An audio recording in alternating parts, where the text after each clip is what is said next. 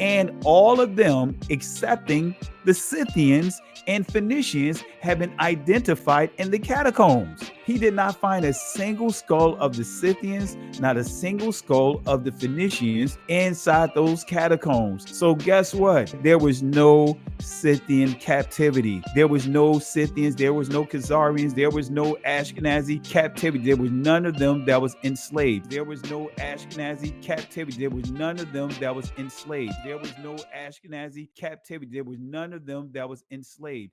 It states in the biblical story that the Hebrews were supposed to make bricks from mud and straw. Is there any evidence of that?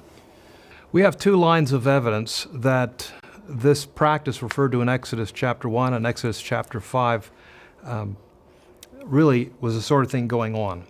We have the depiction in the tomb of Rechmireh. He was a vizier or prime minister under Thutmose III in the 15th century.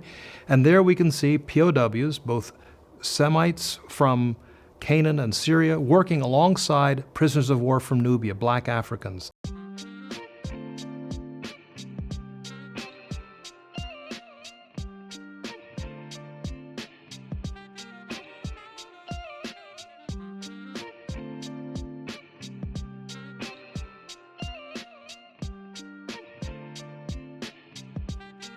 Our ancient sources were very clear that in that northern part of Africa, that's where Ethiopians lived, were indigenous to.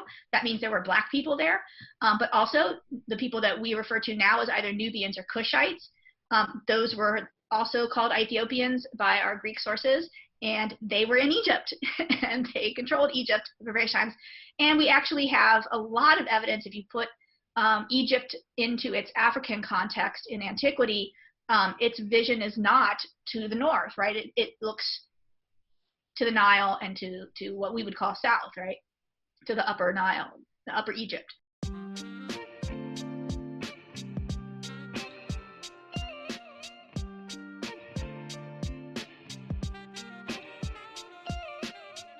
I think when people ask about this stuff, what they're really trying to ask, and they don't want to ask the question, so they use this phrase sub-Saharan, is, are Egyptians white like us? And they don't want to say that, because if they say things like that, then, you know, because what happens when you sort of subsume whiteness for the entirety of North Africa, right? You want to claim the ancient civilization without modern Islam being attached to it. And then you want to separate it from blackness. That's the only reason why people use this term. There's no genetic distinction to be made here. There is no political distinction to be made here in antiquity, or in even clearly up until the modern world. If people aren't using the word, they're not making a distinction about it until they want to use it. All of Africa was a colonial playground until a certain period, and then we're going to make a distinction between the oil-rich Arab states and the mineral-rich and other resource-rich exploitable states below the Sahara that are not oil-rich states, right? Agricultural versus other. So I think anybody asking the questions about sub-Saharan and how these ideas apply to the ancient world need to stop, because they are clearly, absolutely modern impositions of ideas and ideology, and very clearly they are very recent modern impositions. And whenever people say that they want to avoid imposing modern ideologies onto ancient world, they're okay with imposing modern ideologies onto the ancient world as long as it's their modern ideologies, like the category of sub-Saharan. So I think we need to like nix that one. What you're really asking is, are they black or are they white? And the answer is neither, and both, but really neither. There's no white people running around in ancient Egypt. It's just not a category that they used. They did recognize people had blackness, black skins, and they recognized dark skin tones, but the idea of the white is a gender category, or a category used for people who are cold burned in the very far north, or it is a category that is used for people with certain diseases. And there they are making bricks, overseen by Egyptian taskmasters with sticks. And so it's very clear that this was the treatment of prisoners of war. And we see these foreigners making bricks in southern Egypt for a building project at Karnak Temple. And I'm sure that picture could be replicated to other parts of Egypt, especially in the north. Secondly, we also have, from the same time period, the 15th century, the 18th dynasty, we also have pictures of agricultural work, especially work in the vineyards, picking grapes, stomping on grapes to make juice and wine. Here again, we find these same prisoners of war engaged in agriculture. Exodus 1:14 actually says they worked in brick and mortar and agriculture.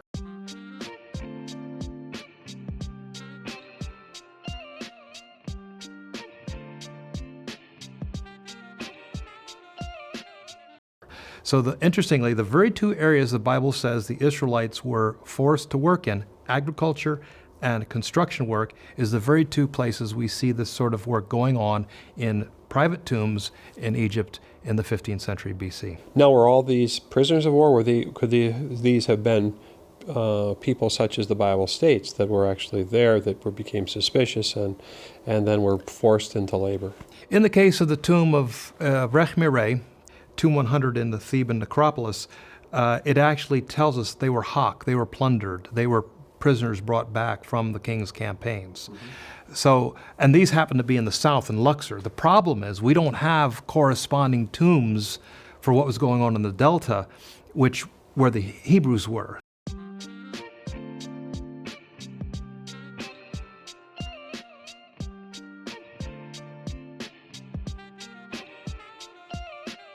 Now we're getting into a person by the name of Samuel George Morton, who is a paleontologist. He studied craniums. He makes it clear who was enslaved in the catacombs. Out of those 750 skulls that was examined, he made it clear who was enslaved. This is on page 60 of this source. It says, if it be allowable to make these data the basis of calculation for the past 35 centuries, it will follow that upwards of 10 millions of Negroes have been brought as bondsmen into Egypt during that period. The vast influx of Negroes into the valley of the Nile must necessarily have left its impressions on the physical traits of the Egyptians themselves, in modern times as seen in the tops, and in more distant periods as proved by the Negroid heads, in which both the configuration and expressions are too obvious to be mistaken. But it may be inquired, how does it happen that Negroes or their descendants should be found in the catacombs if they constituted a menial or slave caste in Egypt? So he's asking this question, how is it that he found through his examination of these skulls, how do he find Negroes or their descendants? When he say Negroes, he's dealing with the enslaved Negroes of his time. He's saying, how does it happen that or their descendants should be found in the catacombs? He's asking the question, how is it that you see these enslaved Negroes in the transatlantic world war? How is it possible to see these same skulls in the catacombs? So he says this on page 66. Negroes were numerous in Egypt, but their social position in ancient times was the same that it now is, that of servants and slaves. Also during the 15th century BC, we have the beginnings of the deportations of prisoners of war from the wars of the pharaohs Thutmosis I, Thutmosis III, Amenhotep II. These are bringing prisoners of war both from Syria and Canaan as well as from Nubia to the south. All these prisoners of war are flooding into Egypt and are being pressed into hard labor for the state. So we have both the old Semitic population, second, third generation of whom are still around in the 15th, 14th, 13th century, and then you have the new population of Semites who were brought in as POWs from the campaigns of the Egyptian pharaohs. So there was a significant network of foreign people living in Egypt during the New Kingdom.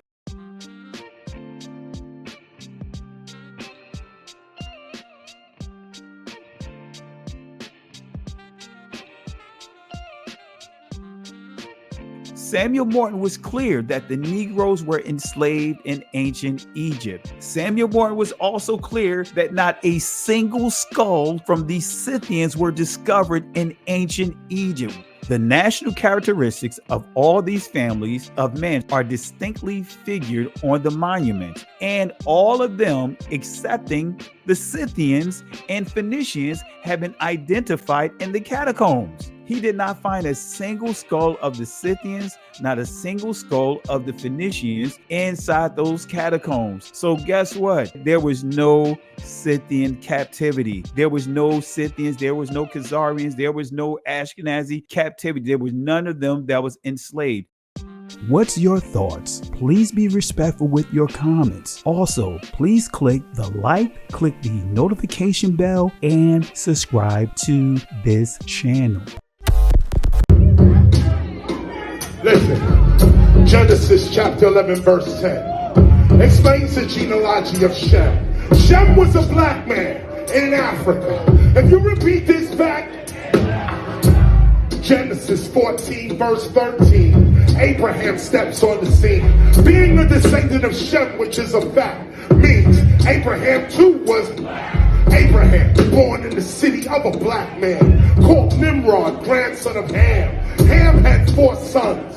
One was named Canaan. Here, let me do some explaining. Abraham, Isaac was Jacob had 12 sons, for real, and these were the children of Israel. According to Genesis chapter 10, these were the children of Israel. According to Genesis chapter 10, these were the children of Israel. According to Genesis chapter 10.